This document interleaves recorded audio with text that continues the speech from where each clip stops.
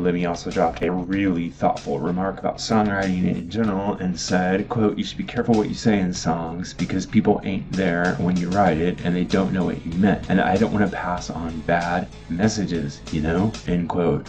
Now, personally, I wonder what this has to do with Bob Dylan. Do you see that there is like a dark or dangerous side to Bob Dylan's lyrics? It's a fascinating contrast. Bob Dylan's lyrics are often wide open to interpretation, which can be inspiring or confusing or misleading. And Lemmy, on the other hand, was pretty conscious about what his music was supposed to be saying. And this is despite the fact that Motörhead's kind of an edgy, aggressive, almost, rebellious band. So this is where I want to bring you in. Do you think that Lemmy himself ever passed on bad messages in Motörhead's music, or was it all just straight up rock and roll honesty? And on the other side, what message, if any, do you get from Bob Dylan's cryptic lyrics?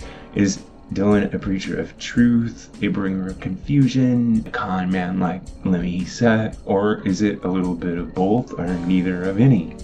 Drop your comments below. I'm really curious to see how you read this idea of Lemmy saying that lyrics should be uplifting and comprehensible and suggesting that Bob Dylan may in fact be the opposite. Personally, I've done quite a few videos on Bob Dylan's lyrics before, and I admit to not being a huge fan of Bob Dylan. It's not that I don't like his music so much as that I just don't connect with it. Now, like many people, I find more of a connection to his songs when other artists perform them. Clearly, the Jimi Hendrix interpretation of All Along the Watchtower is the most obvious and most well-known example of that. But even in that case, I find those lyrics a bit mysterious, and I don't think there's anything wrong with that challenge. No, I actually defy anybody out there in my audience to right now tell me what the song All Along the Watchtower actually means. Take the lyrics out, tell me one by one what the song's actually referring to. Tell me down in the comments below, because I don't know. And I'm not saying, again, that there's anything wrong with not being able to know. What I'm saying is,